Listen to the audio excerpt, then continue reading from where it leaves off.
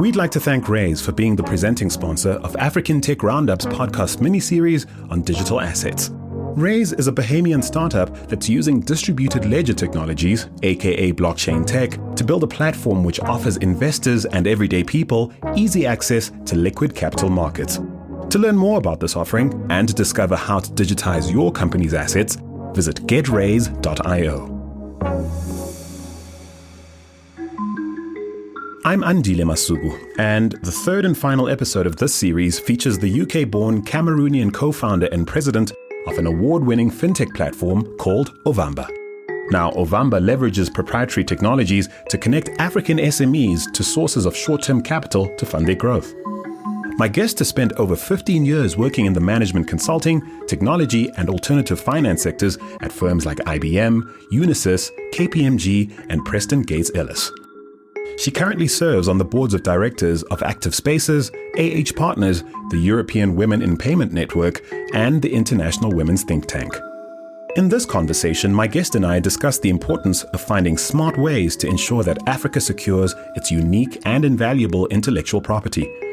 We touch on the overlooked advantages of adopting Pan-African standards for the establishment and trade of assets in various sectors, and we sketch the role that Africa's financial services industry needs to play in helping us all thrive in an increasingly digital world. This is an independent African Tech Roundup production. The opinions expressed by me, your host, and those of my guests do not necessarily reflect the opinions of the presenting partner, Raise. Hi, I'm Viola Llewellyn. I'm the co-founder and president of Ovamba Solutions Inc., fintech platform that was founded in 2013, and we focus on funding African SMEs with short-term capital. Myself, Marvin Cole, and Prashant Mahajan are the founders. Welcome to the African Tech Roundup, Viola. Thanks for making the time. Very glad to be here. Now, I've said it in introducing you before for another episode of our show. You are easily one of the most in-demand personalities within the Africa-focused fintech scene. Talk us through what gets you there from any point in your past that you prefer or you think might help sort of set the stage for some of what we're going to discuss. How do you end up being the voice for many for an industry that in 2018 certainly has just been all the rage on the continent? If you'd asked me this question a few years ago, I would have started my sentence with, I'm not supposed to be here, only because until you look in the rearview mirror of your career, you don't see how the pieces fit together. But in many respects, I think everything was leading up to this place. I've often wanted to connect with people. I've been involved in tech from a time when tech was not a thing that anybody considered. And since forming Ovamba in 2013, we've been working steadily towards not just funding businesses, but using technology to do it faster, better, managing data. My career has always been a blend of communicating and coming up with ideas that could shape an ecosystem. But if you're not the one that's in charge or running the show, you don't really have control over that. You just end up working in someone else's dream. But it's really great training. So KPMG, Unisys Corporation, all the way through different asset classes, and ending up here with both of my business partners, it's a good place to arrive. And so what would you say as a percentage of the time you spend working in the space? Do you spend in activism mode versus, say, building the actual business? I don't know if I see it as activism. I definitely see it as developing a narrative that isn't just about the industry, but the way the world sees our continent. And I would say I spend about 60% of my time doing that. Startups usually have pieces missing from their original jigsaw puzzle. I remember the days when Marvin and I started this business. There was no Prashant back then, and we had no fin and no tech. We had a bunch of ideas, so I suppose we were 100% evangelists at that time. But since then, of course, we have a notable track record where there's plenty of tech and plenty of fins. And now we have the third balancing piece of our tripod here, and that is Prashant. That gives me the ability to do what I'm best at. And as I was saying, some startups will either have the technology, the finance, and no leader, no salesperson. The narrative has to be made. It has to be tangible. And I'm the person who actually sits between how the technology is strategized and delivered to people and how they experience it, and how we literally create UX out of our mission and our values and our story. I've heard you say or reference, how poorly we are dealing with perhaps even acknowledging registering, exchanging our IP as, Africa corporately. And I've heard you speak to how you see your role in Ovamba and generally as helping us to claim, assign value to, and put ourselves in a position to trade value with the rest of the world based on IP that we might not even recognize as IP as a continent, or players within the continent, individuals, corporations, SMEs, what have you. Speak to that. I've been saying this for years. It's very simple. Anytime your body is used to make something, especially in manufacturing industry, where you go from something that's extractive, like let's say shea butter, you'll reach a point in its monetization where frequently women are left out. We've done all the seeding, the planting, and the pulling, and then there's transformation, exportation, further transformation, comes back in, sold, and then maybe it's the women that are buying the majority of it, because women are the ones that control disposable income. At some point in time, we need to push that value point further in, and it always used to occur to me that why are we not able to control the value of the things that we produce? Now, on the other hand, if the things that you make come from inside your mind, the ability to replicate it, license it, and assign value to it is much easier. It's not bound by time and space. And this is where we are with digital assets right now. At the time that I had these thoughts, I didn't have this language for it. But the minute I started to see and compare what goes on in the Western and the developed world compared to us, it began to dawn on me, we don't even have industries to address it, the legal people to put in place. People think in terms of trademark, but they don't know how to assign actual value and protect that. This is really important because many things do come from our continent. Yeah. And so when you say, you first came to this notion, how long ago was that, and what had sort of sparked your consciousness of this dynamic? About 7-8 years ago, before there was Ovamba, Marvin and I were working together. And anytime I spoke to people, Africans or those in the diaspora, and asked, well, what do you do? And they'll say vaguely, oh, I'm in business. What kind of business are you in? Oh, I build houses, I'm in real estate. That's not real business. They can't be extended and monetized. As we once had a conversation, there isn't even a secondary market for the sale of that house to somebody else where we are in Cameroon. So the value has a finite ending and it doesn't go much further than that. That really bothered me because I thought about the number of individuals who might want to invent something, but where is the ecosystem for them to be able to do that, protect it, pay for it, or sell it on to somebody else, or license it. We have a lot of issues with fake things or medicine, replicas. For instance. My word, it's crazy. There's no structure around it. And I began to realize back then that these are the indicators when a business or a country or even a society is beginning to develop and grow. You'll see IP monetization, you'll see asset management, and then you'll start to see people willing to pay for the intangible, or people beginning to understand how it applies in their real world. And we still have a long way to go. Yeah. And it's exciting. So I worry that we're far behind the curve in terms of where we should be or could be as a continent as far as basics like financial literacy. And so the fourth industrial revolution finds us in the state of unreadiness. And it occurs to me that this whole new wave of digital assets as a class, or even as an idea, as an imaginary, are we even in a position to assert, given how far behind we are? What do you say to people who reckon, I've heard policymakers even say, this isn't up on my list as an agenda item, as a priority. Yeah, they are definitely trying to address. The curve. We need to change the wheels on the wagon. I don't believe that policy should be driving anything of this nature. It's not worked in the past. It doesn't work now. We don't even have industries within governments to manage this, or even to ask questions, intelligent questions about this. Policy and government should be following the will of markets and technology, especially when it is in the service of furtherance. Right. Governance is so important in all of this, and it is sorely missing in some places. Yeah. I hear you say that we're behind the curve. In some ways, we're ahead of the curve in terms of innovation. I've been set straight on this so many times. I suppose I have such a rigid sense of where we could or should be by now. Where we should be? Yeah. by some okay, let's say we were going to go back to the dawn of time and take a look at everything that was created in Timbuktu, and even different groups that created written language that have disappeared today. We're ahead of the curve. There's been an interruption in our history. Absolutely. And not so much gotcha. Yeah, and I've actually spoken about this before, about how do we quantify the value of the intellectual property that has gone missing from our continuum if we were to calculate what would have been possible in the, let's call it 400 or 500 years, where we were not producing value, creating and innovating things, inventing things, selling it to the world. There has been a good 500 years where things didn't happen. So we've missed the momentum of that arc.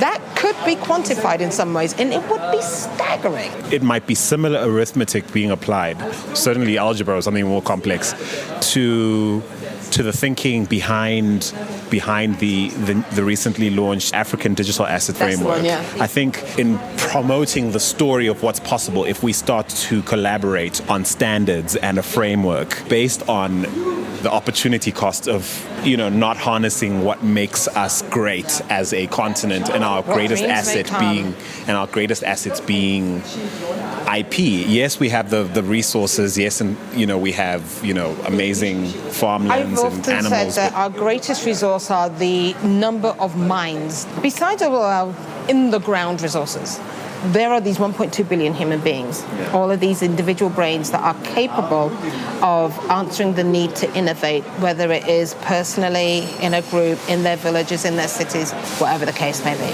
And I always say, 2050, you're going to have 1/3 of the world's population living on the African continent. If all of those brains and minds were primed as a pump to produce digital assets of one form, shape, or another, even if they themselves as a digital character online were to be counted, we are worth a heck of a lot. There is a need to create ring fences around all of these with gateways for how we control interaction across these different platforms. The human beings is where I keep on coming back to, because you can't really uncouple ourselves from it. There's either you're inputting it or receiving it, being affected by it, impacted by it, derailed by it. There are human beings at play here. Our continent stands in a place where it could either go really, really well or not so well. Right. So you have this unique privilege of having a front row seat to how legacy institutions are facing up to the democratizing of what they've so far enjoyed. I suppose unfettered enjoyment of areas and systems as legacy holders where they had no precedents to put them in check or to push them to do better. Yeah, I mean, monopolies essentially in many cases. And monopolies were celebrated. Yeah. Now we celebrate unicorns, right? Totally different. Wow. Potato. Incumbents and newcomers. So then, given what Ovamba has done and is doing in the space, and given how a lot of the people you're looking to both collaborate with and do business with would rather, in pure economic terms, not have you in the picture. Oh, yeah? And I mean, in real terms, it's just a lot easier to do things the way things are being done. Certainly, I mean, without interesting aspirational types like you trying to bust in on the party. So given all that, what do you make of the reality we should expect as we sort of act on the aspiration to bust in on the penthouse floor? So we've got glass ceilings to crack, busting in on the penthouse floor, interrupting the all boys disco network. Yep. There's a whole bunch of different things, and it leads us to believe that we're all locked inside boxes or inside rooms or inside elevators or stuck on ladders, right? Right. So if I were to put on my evangelist hat, I see Ovamba as both enabler and disruptor. We've got to put ourselves in a situation where, as I've said before, we can break into the banks and we can help them to become better. The problem is the banks have human beings in them whose positions are incredibly vaulted and highly protected. Banks are not designed to innovate or to change. They are ancient bastions of trust and control. So they don't know how to distribute and share power, and they will protect that forever. Now, we can come in and say, we're going to help you to get some new tools so that you can get more of the people that you want. But within the risk context of Africa, that's a very difficult story to tell.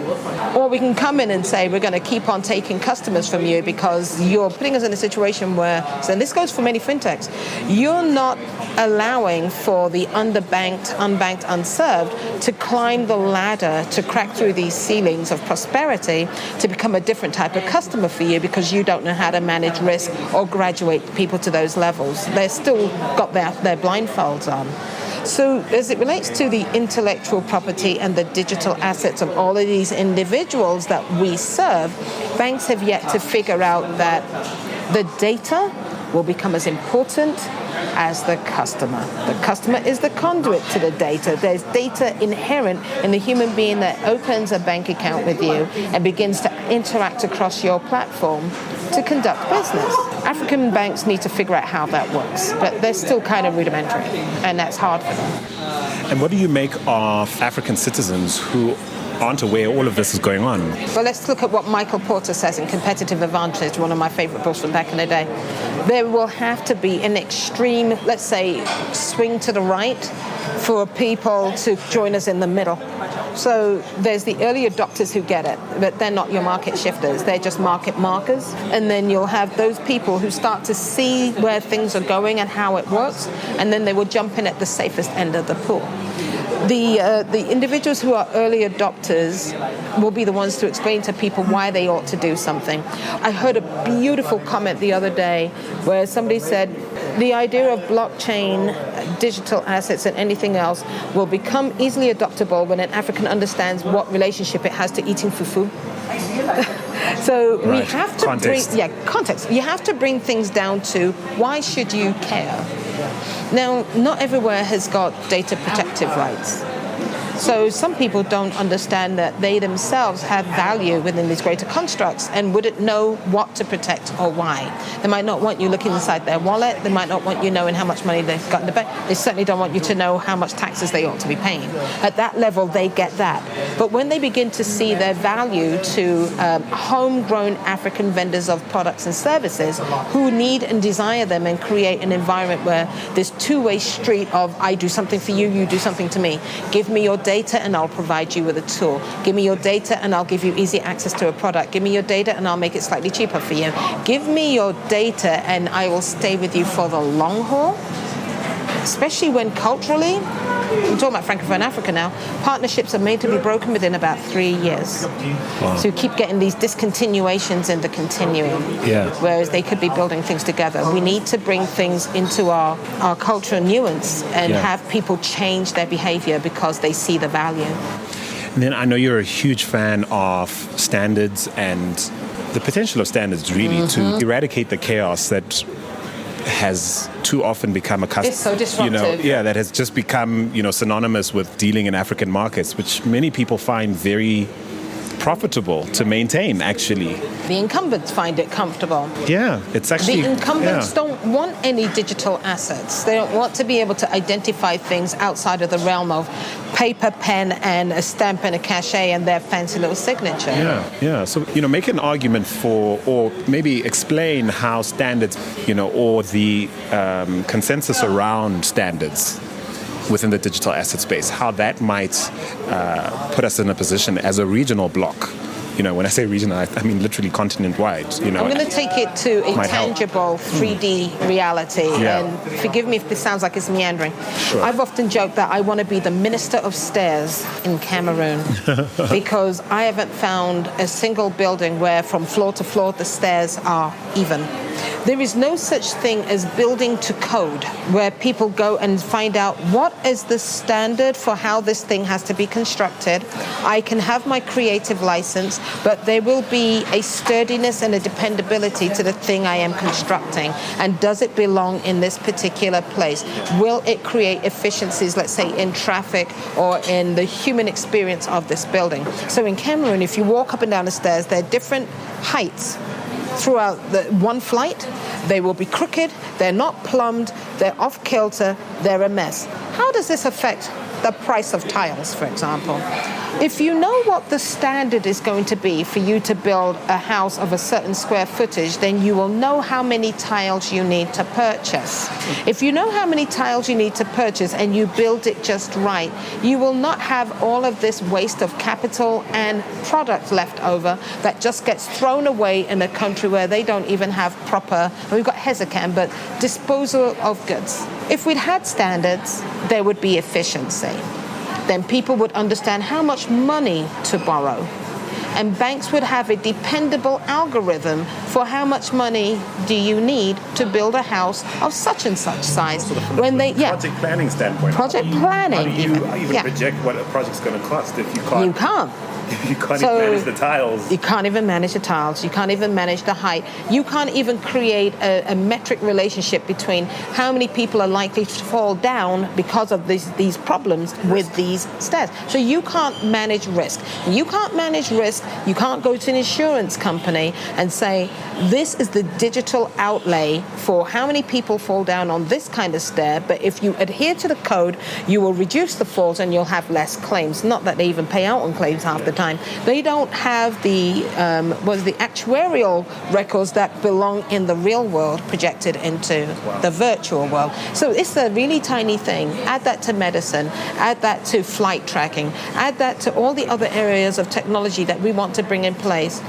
Look at the youth who are now innovating, writing code and trying to do things.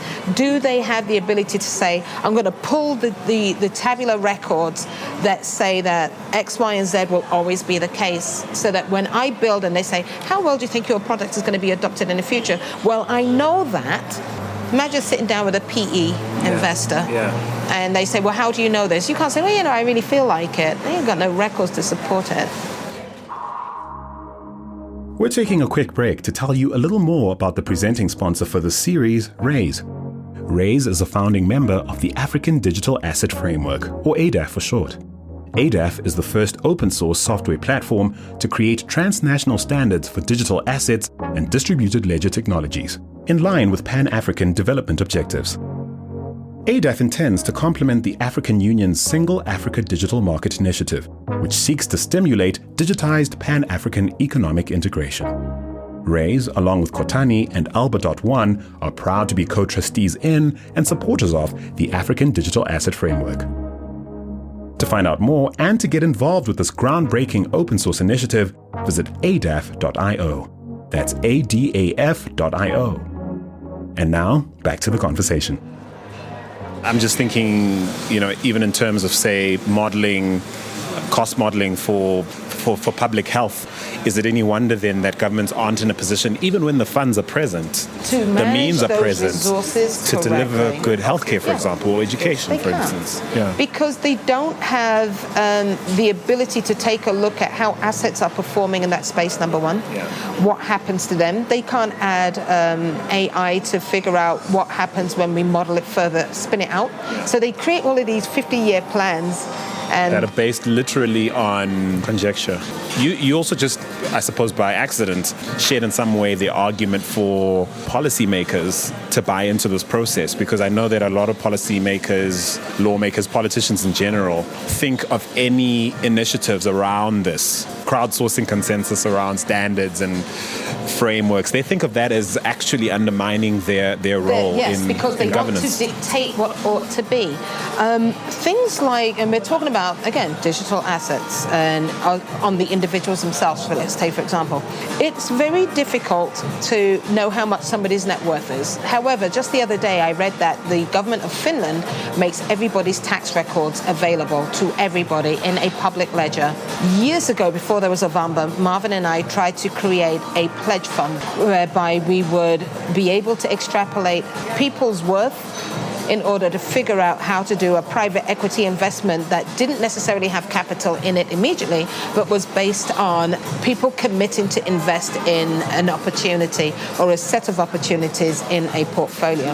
There were no records that we could find to prove how much people were worth, to say how much the market was worth. How many people would want to put their disposable income in there? They're not doing that. Let's take a look at young rappers in Africa right now and musicians. Those of them who have ringtones that are downloaded. There's a value assigned for that. Who's calculating how many they have on that? Who's building their wealth based on that? Those who have their music downloaded only, those who have videos that they've homemade and put out there, they have a digital footprint. And if you ask them how much is your worth going to be over the next couple of years based on where you are now, it's not calculated. But somebody has to architect how we develop the worth around these things. What's the value of it? And harness that information to make decisions that basically promote the economic good. There are so many ways in which to figure out how wealthy something is, both tangibly and intangibly, and all of them matter in the 4IR. Is going to be meaningful. It's going to change how accounting is done. It's going to change how records are kept. It's going to do an awful lot. And I've often said, are we ready? You asked the question in the middle of this conversation. The world cannot afford for Africa not to be ready. That's going to be a massive bill to write for the inefficiencies that will spill out of our borders into the rest of the world while trying to interact independently over virtual networks. So as an active entrepreneur, founder, what's your filter for maintaining sort of a pragmatic outlook? You know, because you have to run a business, but also working towards a future that we're all not ready for or isn't here yet. Like, how do you balance those two things? Or maybe they're the same thing for you? I don't know. We build our business from a solution standpoint, and we've had to teach our staff how to sell solutions and not keep on defining the problem. But when you build solutions that work, they produce other secondary opportunities sometimes. So we have to build our business balanced on being bold enough to have a vision for where we are going to be and where the world is going to be. Some of it you'll get right, some of it that you won't. But when you are the ecosystem builder, you're in a pretty lofty position. I don't know that the world knew that they needed iPhone before iPhone was built. They created a desire. Desire is very emotive for buying and for wanting inclusion. You create something that tells people you desire this because this is how it's going to make you feel and this is what it's going to do for you. With our customers in Ovamba, our challenges are the same as theirs. We're an SME to a degree. We're a business trying to exist within Africa's ecosystem. We know the challenges to the environment when we're trying to get ahead with rapidity. Some of our customers have the same issue. We desire a close, intimate relationship with customers over a digital platform. That gets sticky just in itself. And if you can find a way to get customers to speak to you, interact with you, and form a sense of community with you, and provide not just their ambitions and aspirations, but also a clear understanding of what their challenges are, every solution that you create for them that you can productize is an asset. It's really important, even from a consultancy 101 standpoint, to constantly be trying to help fix something. Yeah. What do you say to people who confuse debate around these issues with populism or... Aren't they? They are so close that it's hard to tell the difference sometimes. Yeah, so how do you address that? Because you have globalists who listen to conversations like these and they wonder, what is this really about? Or is it about the individual or the company trying to carve out a really nifty spot for themselves? Yeah, or is it about upending capitalism altogether? Like, well, how... No, capital must stay. I like capitalism. How do we... You're making me think about what McKinsey is going through at the moment with the way in which they put their intel out there, and it turns out that it was not as reliable as it ought to be and caused people to make business decisions and market shifts that maybe the market would not have had to go in. I think you have to act with a lot of responsibility. At least that's what Spider-Man says in Stan Lee. You know? But no, it's a good quote. There's populists. There are people that jump on populist bandwagons and individuals who think very, very deeply about the nature of problems and act selflessly or try to blow the whistle and ring the bell on certain things. The world has space for both of them. The thing about populism, though, is if it's not real, it doesn't last. Yeah, it just doesn't. It's unsustainable. Even if you're self-serving. Right now we have individuals that will crow about their blockchain solution. They haven't really got one. They might have a bunch of PDFs. Yeah. It's important for those in the space to take time. Yeah. You can take time. You don't need to rush to market so quickly. What do you make of the whole wave towards digitized currency? Probably I'd consider the most mainstream idea most people think of as a synonym to digital assets. So you're clearly onto the virtues of what harnessing distributed ledger technologies could do when applied to currencies. And we've been here before, haven't we? Originally, on the British pound, it said, I promise to pay the bearer the sum on of... demand, or the sum of. Yeah, whatever the denomination was, right, upon demand. Yeah. And it was backed by whatever gold they had in their little stash. Very soon the gold didn't matter and the paper took over. And that was... I'm wondering whether cryptocurrency's history can be akin to that. And when I try to wrap my head around it, because I try to simplify things in my own head, because I have to explain it to people, is what are the things that people are going to use to back the value of the cryptocurrency?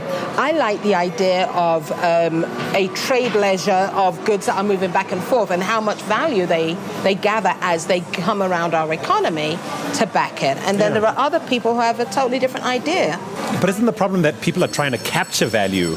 Yeah. That's the desperate gold rush right now, where it's like, instead of spending time thinking like you're thinking right now, they're trying to spin stories that justify an assignment of value without actually applying our minds to... Like the individuals who raise millions and millions in equity by issuing a token. Absolutely. So instead of spending all the time and energy doing business to back up a security, we're all sitting here spinning stories to try and making sure that it's not building into its DNA the potential for a bubble or horrendous drops in value. Yeah. Do you think on the whole, you'd say that the headline vibes of cryptocurrency within the digital asset space has been good for the genre, or more damaging than useful, do you think, on the whole? I think on the whole it's been good from the standpoint of disrupting the current status quo and taking away some of the issues. Let's take Africa, for example. Oh, the CFA is going to be devalued. Oh, my word. In a case like that, I think this could really help with getting people away from certain dependencies that are not in our control for managing the value of our currencies and pushing some sort of liquidity into the market. I would love to be able to say, yes, it's good for that. But when you hear of people losing massive amounts of value from like the formal economy, the established economy, that's money that's making its way to the nether regions of... And tangentially related, what happens if this just becomes another digital divide that puts rich and poor against each other?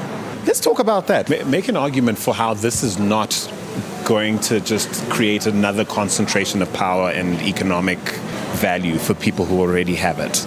How is this not going to end up in a repeat of what's come before? I don't know. History repeats itself from time to time. Simple questions like, will your grandmother take a digital currency? Now, she might be able to understand a mobile wallet. That's always possible. Yes. How do we get people educated to accept and see the worth of it? Yeah. There are some people that don't even have access to a computer. The internet is still a distant place. Yeah.